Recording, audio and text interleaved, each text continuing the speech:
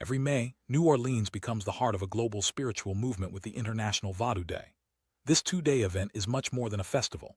It's a sacred gathering rooted in remembrance, healing, and community. People from all walks of life come together to honor ancestral wisdom, celebrate cultural heritage, and participate in rituals that have been passed down for generations. The event features a public symposium, a processional to historical sites, community art exhibitions, children's programming, and a traditional Vodou ceremony led by both local and international culture bearers. It's a space to gather, remember, and rise together in truth and unity. At the core of International Vodou Day is a powerful mission: to bring healing and relief from the social divisions rooted in the legacy of slavery. Inspired by National Vodou Day in Benin, the event in New Orleans began as a day of collective remembrance and spiritual reparation. Through symposiums, processions, and rituals, it honors those who survived the transatlantic slave trade and creates space for education and cultural exchange. The vision is to build a global healing pathway, connecting New Orleans with Benin, Haiti, the Caribbean, and West Africa. Despite historical suppression by colonial powers, Vodou continues to offer resilience, identity, and healing for the African diaspora. International Vodou Day is built on a foundation of cultural and spiritual integrity. The event honors the many sacred paths within Vodou, Vodun, Voodoo, and related traditions, recognizing that these practices are diverse and not monolithic. The organizing body follows a committee-style model, led by culture bearers, elders, and practitioners, ensuring that every decision reflects the collective spirit. Ancestral wisdom guides every aspect, ensuring that visibility never comes at the expense of authenticity. This commitment protects and honors the sacred, keeping traditions alive and respected within the community. NOIVD is dedicated to honoring the rich cultural heritage of Vodou, an ancient African diasporic practice. The event's goals include educating the public about Vodou's history and principles, providing a platform for practitioners and artists, fostering inclusivity, and celebrating African diasporic contributions. It also promotes cultural exchange, social justice, and community empowerment. By inspiring personal transformation and creativity, NOIVD revitalizes sacred traditions and deepens cross-cultural understanding. The event is a collective effort to honor ancestral wisdom and build a future rooted in truth and connection. In 2025, NOIVD signed a formal partnership with Benin's Vodou Rights Committee, marking a significant step in international collaboration. This partnership, represented by spiritual leaders and artists, affirms a shared commitment to cultural exchange and spiritual solidarity. Together, they are creating a living pathway of remembrance and healing, honoring Vodou across borders and generations. These global connections strengthen the event's impact, fostering unity and understanding among communities worldwide. As NOIVD continues to grow, its reach and influence expand, bridging continents and cultures through shared spiritual heritage. Looking ahead, New Orleans International Vodou Day is focused on strategic growth and cultural bridging. The event is expanding its reach through public art installations, ambassador programs, and new media education initiatives. By strengthening partnerships with global allies and increasing international press, NOIVD aims to elevate Vodou's visibility and narrative worldwide. This next chapter is about bridging communities across the diaspora, amplifying practitioner voices, and celebrating Vodou in all its sacred forms. The commitment to honoring ancestral legacy remains at the heart of every new initiative. Vodou stands as one of the major traditional African religions, with deep roots in West Africa, especially present-day Benin. Despite enduring unimaginable hardships during the transatlantic slave trade, Vodou's traditions survived and evolved into forms like Haitian Vodou and New Orleans Vodou. Far from the stereotypes, Vodou is a system of healing, balance, and empowerment. It preserved identity and spiritual continuity for enslaved Africans through ceremony, drumming, and reverence for the LWA. Today, Vodou thrives as a global spiritual tradition, rooted in reverence, reciprocity, and collective well-being. The NOIVD Symposium is a cornerstone of the event, bringing together scholars, practitioners, and cultural leaders to share lived knowledge and foster dialogue. The sacred processional honors ancestral sites and sacred histories throughout New Orleans, while the art show celebrates spiritual expression through visual storytelling. The traditional Vodou ceremony unites international practitioners in a public ritual, inviting collective healing and deeper understanding. Children's programs introduce young people to ancestral wisdom through art, story, and play, ensuring that the next generation is connected to these powerful traditions. As global interest in Vodou rises, NOIVD is helping to strengthen New Orleans, reputation as a vibrant cultural tourism destination. Events like Benin's National Vodou Days and the Festival des Masques attract hundreds of thousands of visitors, and NOIVD is poised to become a premier international event. Through art, education, music, and spiritual tradition, NOIVD fosters international connections and draws visitors from around the world. The event's growth not only benefits the local community, but also contributes to a broader understanding and appreciation of Vodou's rich heritage. NOIVD has already achieved significant milestones, from sacred processionals through historic sites and public ceremonies at Congo Square, to international partnerships and educational programs. The event has rebranded to reflect its global vision, launched art exhibitions, podcasts and children's programming, and unveiled historical markers. Each accomplishment builds on the last, creating a legacy of remembrance, healing, and unity. As NOIVD looks to the future, it invites everyone to join in honoring the past, celebrating the present, and building a more connected, empowered tomorrow.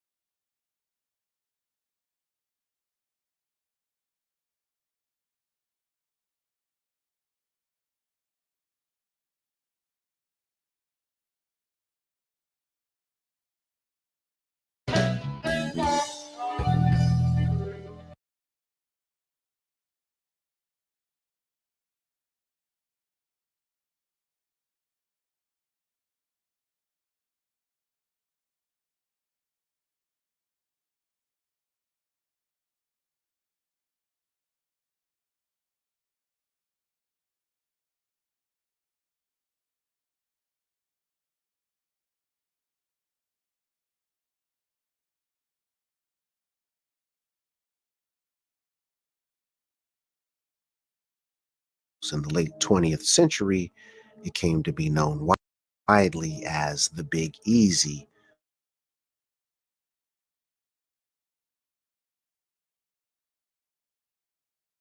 But New Orleans passed as a center for the slave trade, and its lurid associations with voodoo means that the Crescent City boasts a darkness few other cities in the nation can match. Chicago and New York have their gangsters.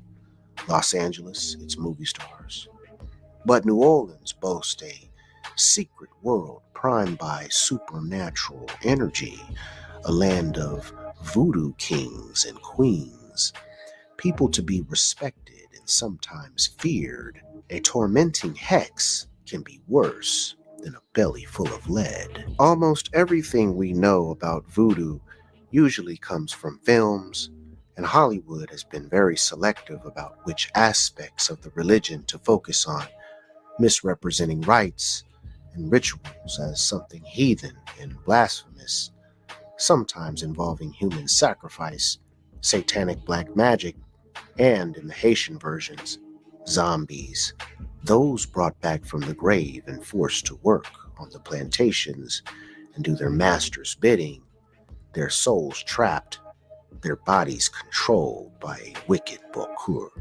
Voodoo, as represented in the movies, is tantamount to devil worshipping. The secretive bayou setting, the rhythmic pounding of drums, the crackle of torchlight, shadowed bodies swaying in blasphemous displays of demonic possession led fevered imaginations to interpret these things as sacrilegious rites. In Christian minds, voodoo is satanic and closely associated with witchcraft, necromancy, and other black arts. H.P. Lovecraft wrote in The Call of Cthulhu, 1928, that the sinister cult at the center of his tale was, quote, more diabolic than even the blackest of the African voodoo circles, end quote. Very often, voodoo's political and spiritual roots are ignored in favor of racist prejudice and plain ignorance. As with Haitian voodoo, Louisiana voodoo's roots lie in the grotesque slave trade and the African diaspora. Forcibly exiled from their homelands and treated as subhuman, they were worked to death, discarded, and replenished with a new intake. The South, a landscape bewitched by Gothic atmosphere and moods, is permanently haunted by the ghosts of the plantation's dead, and their extraordinary legacy is Louisiana voodoo, a greatly misunderstood religion like its equally infamous cousin. Founded in 1718 by the French, New Orleans became a pawn in the European Empire maneuverings. The Spanish eventually took it from France, and the British even attempted an invasion. Due to the St. Domingue slave revolt of 1791 and the founding of the first Black Western Republic, Haiti, in 1804, the French, led by Napoleon Bonaparte, worried about war with the British, abandoned the former colony and then sold New Orleans in a gigantic tract of territory stretching from the Gulf of Mexico to southern Canada. The 1803 Louisiana Purchase brought New Orleans into the fold of the United States, but European and African influence left its mark in the people, architecture, language, and religion. For instance, the city gave admittance to gens de couleur libre, free people of color, meaning African culture and voodoo grew exponentially and formed a specific part of the melting pot culture. The celebrated birthplace and home of jazz, the port was also the entry point into the U.S. lands for African and Afro-Caribbean slaves who, like some gens de couleur libre, brought with them the syncretic religion known as Haitian voodoo, a system of ancient rites and beliefs which intermingled with exposure to Roman Catholicism. Haiti is the most famous voodoo practicing country on the planet. As the saying goes, country is 85% Roman Catholic and 110% voodoo. The island's history has coursed a sad trajectory from heaven on earth to poverty-stricken hell due to centuries of political strife. Because African rituals were forbidden and seen as a threat, practitioners found in Roman Catholic iconography and teachings a way to incorporate Western religion into their own ancient belief systems. If caught in worship, they were whipped. If they prayed during the whipping, owners were even more incensed, fearing a curse, and sometimes killed them outright or threatened to. In South Carolina, a 1739 uprising by Congolese enslaved people led to reprisals by lawmakers. Although voodoo played no significant role in the rebellion, the Negro Act of 1740 banned drums, horn, and other loud instruments, the kinds of equipment used in ceremonies. Enslaved people were also forbidden to learn to write or congregate in groups. Voodoo dates back further in time than the 2,000-year-old story of Jesus Christ to 6,000 years, with its origin in Vodou, a complex religion of West African countries such as Benin, where Vodou is the state religion. Vodou has its root in the word Vodou, translated in the Fon language as spirit, with regional variations. The Fon, Ewe, Yoruba people of West Africa believe in Nana Buluku, the divine creator, with her two sons. Lisa and Mawu represent the sun and moon. Unlike Christian teachings of God, Nana Buluku is seen as unknowable, leaving human trials and tribulations to be overseen by voodoo spirits. And there are numerous assortments to worship. Vodou and its Caribbean and American offspring do not recognize a distinction between what we might call the sacred and the profane, between the natural and supernatural. Anybody can communicate with the spirits after undergoing the required learning. At a glance, Vodou looks to be diametrically opposed to forming any kinship with Roman Catholicism. The cosmology of Vodou, with its myriad spirits, known as Loas, seem totally at odds with Catholic teachings about heaven and hell, salvation or damnation. Vodou, Haitian voodoo, and, by extension, Louisiana voodoo, is far more interested in a cyclical relationship between life and death, with a focus on the transmigration of the spirit. In Catholic tradition, possession by spirits is seen as an evil interaction and a direct assault and threat upon a person's soul, whereas in Vodou, Haitian voodoo, and the Louisiana version, it's a key focal aspect of the ritual and ceremony, a way of channeling and communing with ancestors. The possessed person consciously allows the spirit in. There is no fear of the dead. The Loas, who divines access between spirits and worshippers, is Papa Leba. From the horrors of slavery sprung an attempt to reclaim a culture and heritage. The coast of Western and Central Africa was prime hunting grounds for slave traders. Once clasped in irons and shipped thousands of miles across the Atlantic, attempts were made by slavers to dehumanize people by robbing them of individuality and freedom. Slave owners thought allowing workers to keep hold of their traditions and culture would possibly lead to rebellion and uprisings. The development of Vodou into Haitian voodoo allowed enslaved people to take part in their heritage and culture while creating a new form of worship based on exposure to Catholicism. Here then, religious belief was also an act of political defiance.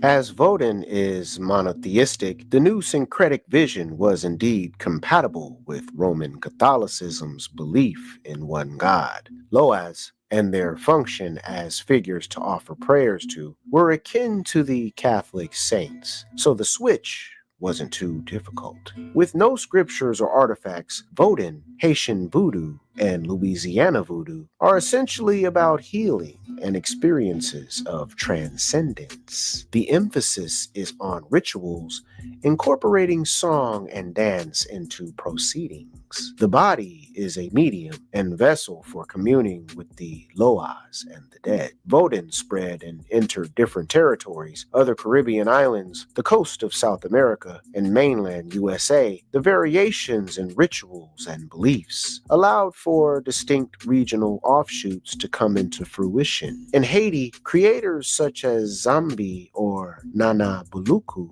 became Bondi, based on the French bon Dieu, meaning good God. And the Loas became the spirits, a mythology involving warring nations and families. The Loas have connections to Roman Catholic saints, such as the snake deity Le Grand Zombies association with Saint Patrick. This later figure, Le Grand Zombie, would have a major role when Haitian voodoo spread to New Orleans and to Louisiana. One piece of paraphernalia, above all others, seized upon as an abomination with exclusively malevolent intentions, the voodoo doll. Associated with curses, manipulation, and bad vibes, this totem springs from the Fon people of Benin and has been linked to Congo Minkisi, which means things which do things. Minkisi are containers housing spirits of the dead and can be used by the living for a host of reasons, including harming people. In Haitian voodoo, these figurines are known as pwen. Voodoo dolls became a prominent, if misunderstood, icon in Louisiana voodoo, in part due to the most famous voodoo queen of all, Marie Laveau, a devout Catholic and voodoo practitioner who helped the religion take some interesting turns.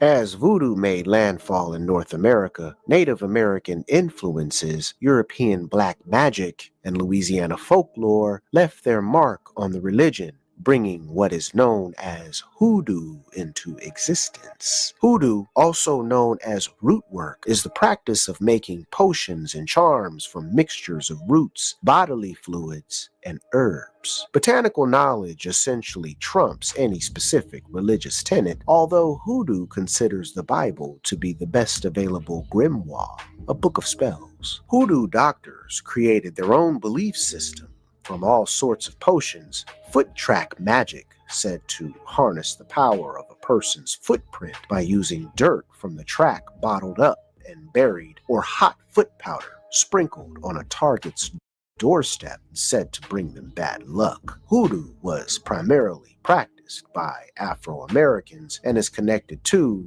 and based on the older Vodou. Marie Laveau became a powerful and influential figure in New Orleans, developing and promoting the traditions into the wider community, including the white elites of society. She is responsible for the boom in the voodoo doll, the religious move into superstition, the use of gree-gree, a West African Wolof word for a talisman which brings the wearer luck and protects them from harm. Worship of Le Grand Zombie, not to be confused with zombies. It's a snake god. The serpent represents the spiritual balance between genders, sacred knowledge, and worship. The origin of the name has been attributed to Marie Laveau's python, zombie, but there are arguments it springs from the Bantu word Zambi, the serpent deity. Either way, boa constrictors became part of the theater of Louisiana voodoo. Once Vodou reached the Caribbean and America, women became involved in rituals. In Haiti, they are known as hogans and mambos. In Louisiana voodoo, this transformed into the kings and queens of voodoo, who became not just priests and priestesses of their religion, but people to whom congregations looked for spells and potions, as well as respected community leaders. Dr. John, also known as Bayou John, was another famous 19th century voodooist, said to have mentored Laveau. Both of these historical figures were renowned in their time and lived during the New Orleans voodoo heyday between 1820 and 1860. John was a tattooed former enslaved person and sailor from Senegal, whose powers involved resurrection and healing. It is said that he could heal those on the verge of death. Born in 1937, Fred Staten moved from Haiti to New Orleans and styled himself Papa Midnight, crafting a stage routine which figured him biting the heads off live chickens during rituals, earning the sobriquet Chicken Man. The commercialization of Haitian voodoo and Louisiana voodoo ended up a racket preying upon gullible folks, and in New Orleans has become primarily a must-experience theme for tourists. Sales in mojos, gree-gree, and charm bags known as wanga became a means of easy money at extortionate sums. It's a long time since the controversial Marie Laveau commanded huge audiences in Congo Square, said to be in their thousands. How many identify their religion as New Orleans, Louisiana voodoo today is in thousands at most, maybe 2 or 3% of citizens, and mostly centered around the 7th Ward, away from the tourist traps. There remain those who take voodoo seriously and respectfully. The founding of the Voodoo Spiritual Temple in 1990 served to carry on the traditions handed down, showcasing the great spirituality at the heart of voodoo and reclaimed it from the decades of misinformation, propaganda, and lies. Baron Samedi is one of, if not the most iconic of voodoo spirits, partly thanks to a character named Baron Samedi in the James Bond adventure Live and Let Die. Haitian dictator Francois Duvalier, aka Papa Doc, imitated characteristics of the underworld god, such as speaking in a nasal tone and always wearing black to keep his subjects frightened, and in the spooky belief that he was Baron Samedi incarnate. Samedi guards over the underworld and the souls of the dead. He greets the dead and takes them to Guinea. There is no hell in voodoo, only a kind of waiting room which souls must pass through before being reunited with their ancestors. Samedi, named after the French word for Saturday, is known for his love of rude jokes, being a bit of a trickster, and a liking for cigars and white rum. With his top hat, cane, and skeleton face, he cuts an imposing figure, though he is not malevolent. Samedi is synchronized with Saint Expedite, a saint of murky origins who has an association with Mardi Gras, though Baron Samedi and Saint Expedite are not synchronized in Haitian voodoo. Early 19th century New Orleans had a municipal code for enslaved people. It was instigated long before in the 18th century by the French and was continued during the city's Spanish period and after the Louisiana Purchase, and known as the Code Noir. Compared to other parts of the U.S., Louisiana Creoles were not as strict in enforcing assimilation on enslaved people, allowing their culture to take root in the city's fabric. One part of this Code Noir allowed enslaved people Sundays off, and by 1817, a patch of land to congregate in, which today lies in the Treme neighborhood. This designated area became known as Congo Square. Every Sunday, enslaved people and gens de couleur libre would hang out, sell snacks such as deep-fried rice cakes coated in sugar, dance, and play drums. The weekly gathering became an attraction for white citizens and tourists who would look on at the vivid spectacle. Although the enslaved people and others were heavily restricted and monitored, the place thrived, and its association with voodoo, legend has it, came about because after the sun sank low, voodooists would gather by the Grande Dame Marie Laveau to commence and partake in rituals.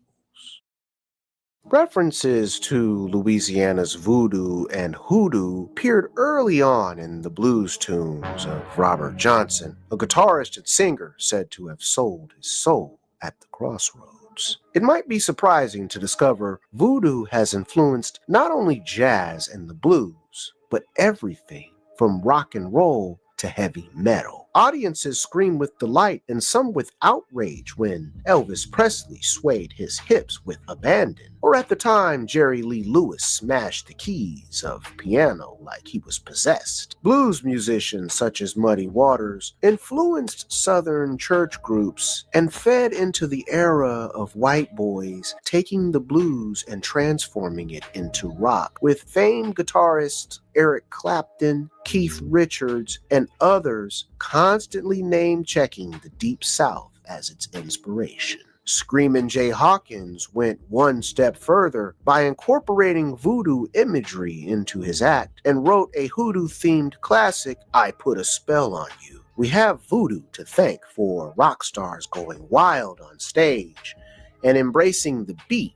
with a fervor, with echoes of religiosity to it. The rock star is much like the voodoo king or queen leading the congregation.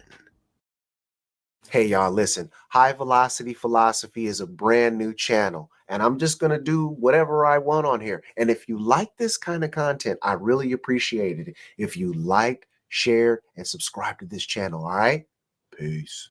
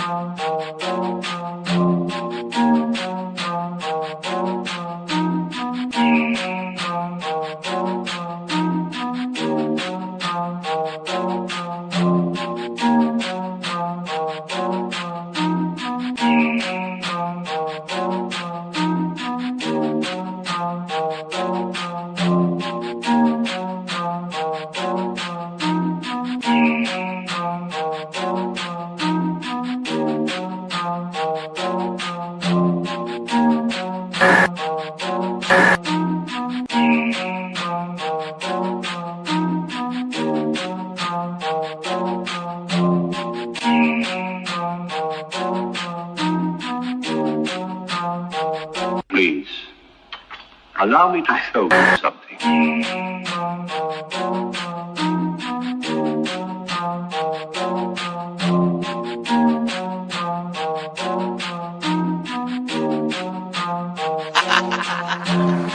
They say I'm crazy and that might be true. I got this right in my DNA, yeah, I'm coming for you. It's time we turn the tables, flip these motherfuckers on you. I wanna see you hanging from trees, it's time you pay for your dirt and your showtime. You created the monster, you created the beast.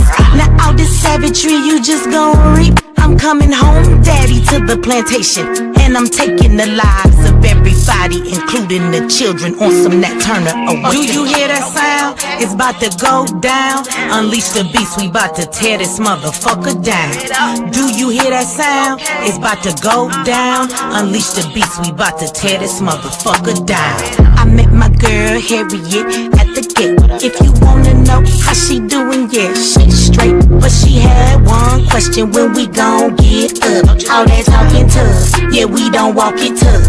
She got it locked and loaded, got that piece up on her side. She looked me in my eyes and said, "Meet you ready to ride?" Moving forward, you gotta use both eyes.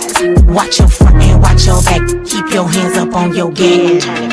Do you hear that sound? It's about to go down. Unleash the beast, we about to tear this motherfucker down. Do you hear that sound? It's about to go down. Unleash the beast, we about to tear this motherfucker down. He sit at the table, but he don't order no bacon.